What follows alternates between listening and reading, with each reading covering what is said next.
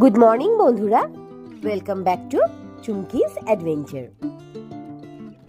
Lunch বক্সে pasta দেখে বাচ্চাদের মুখে পাওয়া যায় একগাল হাসি। সব বাচ্চারই খুব ফেভারিট টিফিন হচ্ছে pasta. White sauce pasta, red sauce pasta এগুলো তো খুবই কমন, তবে আজকে আমি শেয়ার করতে এসেছি পিঙ্ক সস পাস্তা। চলো শুরু করা যাক আজকের রেসিপি। পিঙ্ক সস পাস্তা বানানোর জন্য আমি পাস্তাটাকে সামান্য অল্প নুন দিয়ে সেদ্ধ করে জল ঝরিয়ে একটা প্লেটের মধ্যে রেখে দিয়েছি, যাতে পাস্তাটা একটু ড্রাই হয়ে যায়।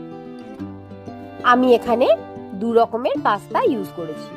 তোমরা চাইলে একরকম পাস্তা দিয়েও করতে পারো বা দু রকম পাস্তা মিক্স করেও করতে পারো। এবার আমি দুটো টমেটোকে মাথার দিকটা একটু স্লিট করে সেদ্ধ করে নিয়েছি একটা টমেটো পেস্ট বানানোর জন্য। টমেটোটা ভালো করে বয়েল হয়ে গেছে, টমেটোর ঝালটা নিজে নিজেই চলে আসছে।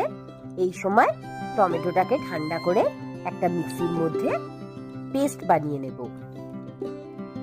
এবার পাস্তা সসটা বানানোর জন্য আমি একটা প্যানের মধ্যে নিলাম বেশ খানিকটা বাটার, আর সঙ্গে নিলাম 2 চামচ অলিভ অয়েল।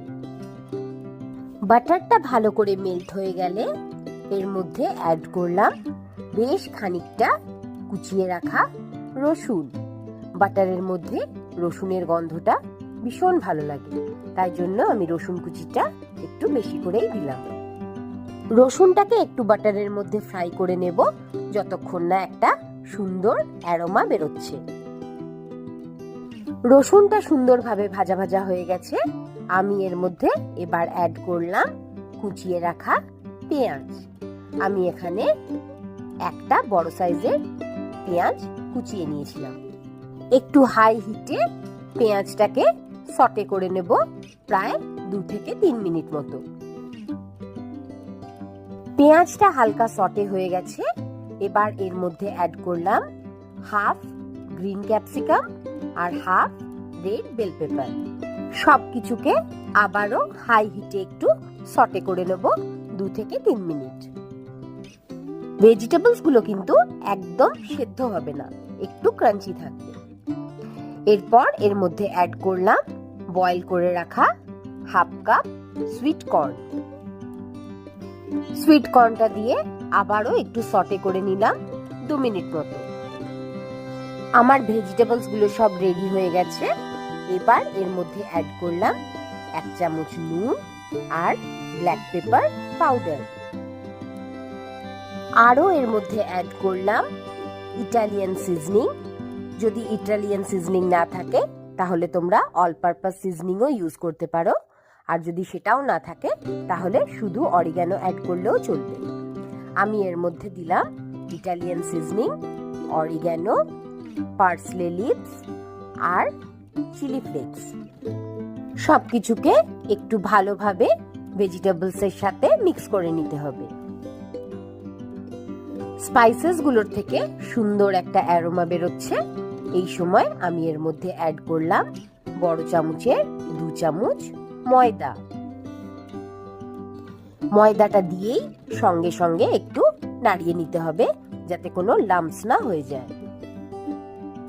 এবার এর মধ্যে অ্যাড করে দিলাম বড় কাপের 1 কাপ ফুল ফ্যাট মিল্ক। সবকিছুকে ভালোভাবে একটা কুইক মিক্স করে নিলাম। গ্রেভির কনসিস্টেন্সিটা ঠিক হয়ে গেছে।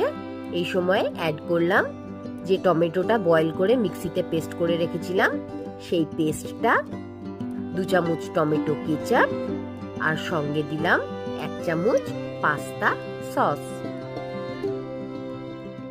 সবকিছুকে ভালো করে মিক্স করে আবারও কুক করব 2 থেকে 3 মিনিট। সসের কনসিস্টেন্সি অনেকটাই গাঢ় হয়ে এসেছে।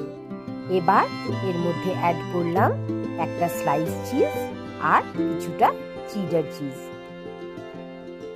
2 থেকে 3 মিনিট লাগবে পুরো চিজটাকে মেল্ট হয়ে সসটার মধ্যে মিশে যেতে।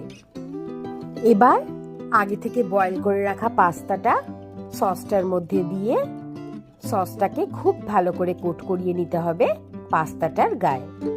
এই প্রসেসটা 2 থেকে 3 মিনিট লাগবে, কিন্তু কন্টিনিউয়াস নাড়াতে হবে, না হলে কিন্তু তলা ধরে যেতে পারে।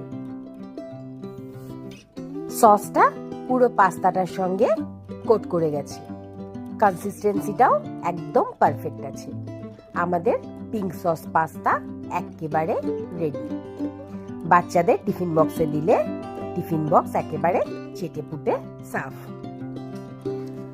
রেসিপিটা ট্রাই করে অবশ্যই জানিও কেমন লাগলো। ভালো লাগলে একটা লাইক, শেয়ার, কমেন্ট করো। আর হ্যাঁ, সাবস্ক্রাইব আর বেল আইকনটা প্রেস করতে ভুলো না কিন্তু। খুব তাড়াতাড়ি ফিরবো আবার একটা নতুন ব্লগে। টাটা।